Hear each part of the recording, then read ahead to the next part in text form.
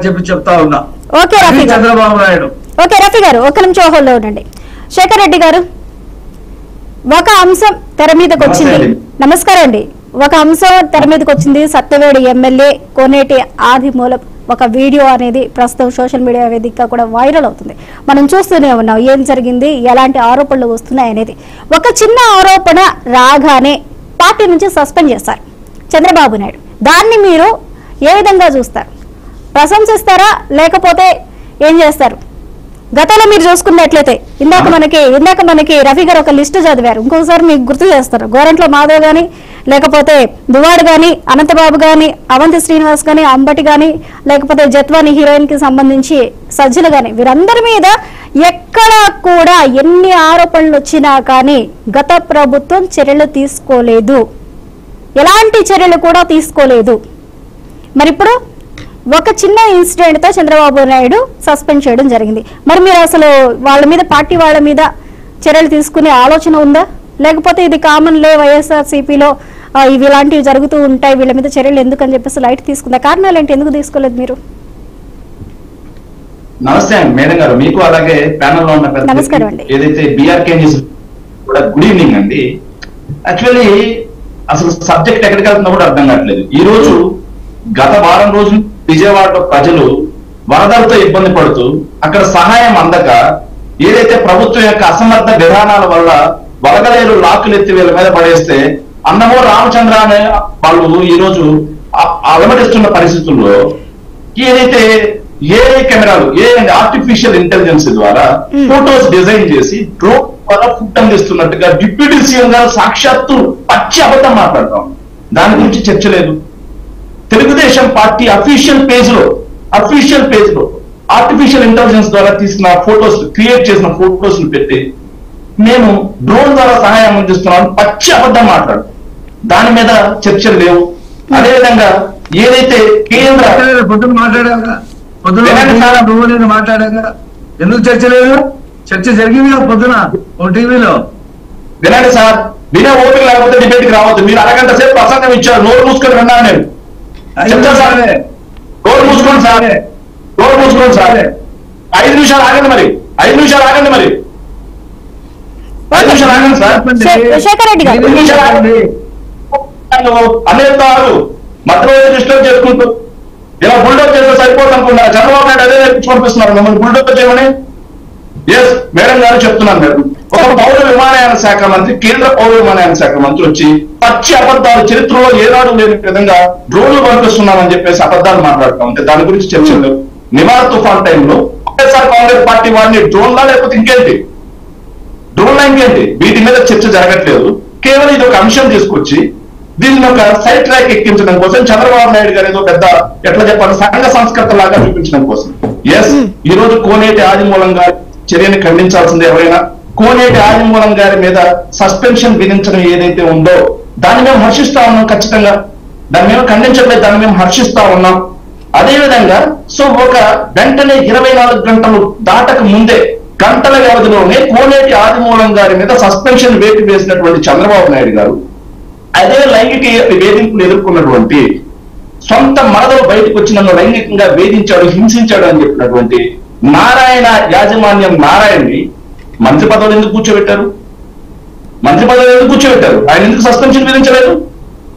అదే విధంగా ఏదైతే గద్దె రామ్మోహన్ రావు గారి మీద లైంగిక ఆరోపణలు రాలేదు ఎన్నికలకు ముందు, ఆయన ఎమ్మెల్యేగా కూర్చోబెట్టి పక్కన ఎందుకు కూర్చోబెట్టుకున్నారు?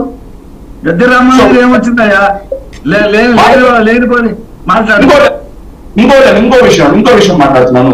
ఏదైతే వీళ్ళు మాట్లాడుతున్నారో అవంతి శ్రీనివాసరావు అడగంటారు. అవంతి శ్రీనివాసరావు అంశంలో ఎవరైనా బాధితురాలు బయటకు వచ్చి కంప్లైంట్ ఇవ్వడం జరిగిందా? అంబటి రాంబాబు గారి విషయంలో ఎవరైనా బాధితురాలు వచ్చి కంప్లైంట్ ఇచ్చిందా? గోరెట్ల మాధవ్ గారి విషయంలో ఎవరైనా బాధితురాలు వచ్చి కంప్లైంట్ ఇచ్చిందా? వీళ్ళు చెప్తున్నట్టుగా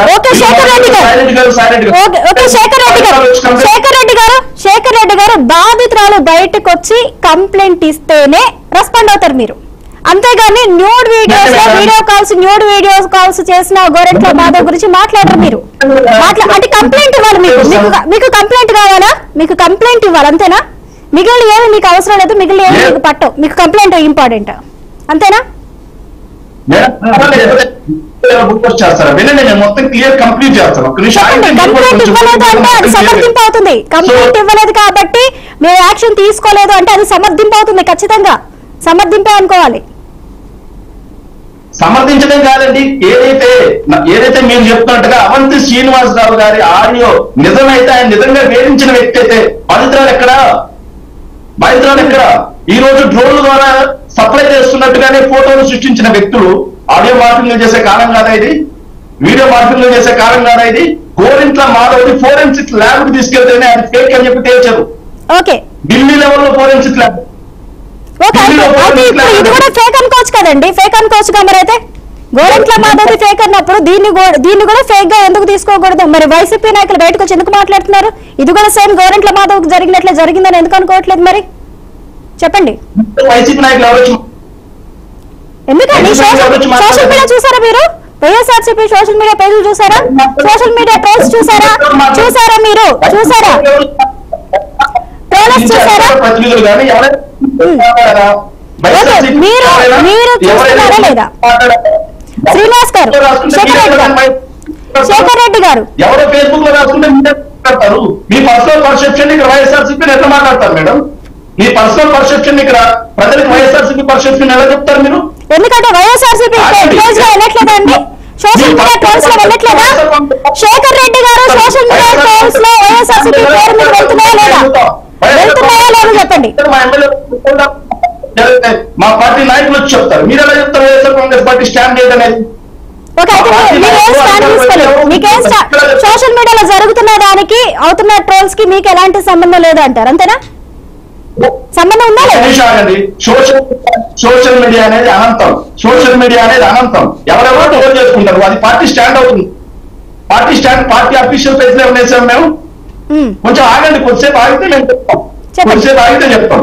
ఏదైతే మేము వెరీ క్లియర్ గా చెప్తా ఉన్నాం, గోరింట్ల మాధవ్ గారిది ఆడియో ఫేక్ అని చెప్పి, ఏదైతే వీడియో ఫేక్ అని చెప్పి ఫోరెన్సిక్ ల్యాబ్ ఇచ్చిందా లేదా? ఏదైతే డోర్ డెలివరీ చేసి మాట్లాడుతున్నా, ఆయన వైఎస్ఆర్ కాంగ్రెస్ పార్టీ ఆ రోజే పార్టీ నుంచి సస్పెన్షన్ విధించింది. కనిపించలేదు మీకు?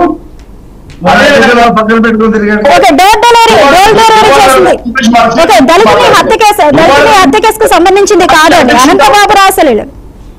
దానికి సంబంధించి దళితులు డోర్ డెలివరీ చేస్తుంది. దళితులు హత్య కేసులో డోర్ డెలివరీ. అది మేము అతన్ని ఖచ్చితంగా సస్పెన్షన్ విధించాం కదా. హత్య కేసులో సస్పెన్షన్ విధించాం. సస్పెన్షన్ మేము ఎత్తేసామా? పార్టీలోకి ఏమైనా తీసుకున్నామా? మేము లేదు కదండి. పార్టీలోకి ఏమైనా తీసుకున్నామా? అతన్ని చట్టం ముందు జైలుకి పంపించామా లేదా? మేము అతని రోజు కోర్టులో న్యాయస్థానం పరిధిలో విచారణ ఎదుర్కొంటా ఉన్నాడు. న్యాయస్థానం పరిధిలో విచారణ ఎదుర్కొంటు పెట్టుకుని తిరిగాడుగా సీఎం.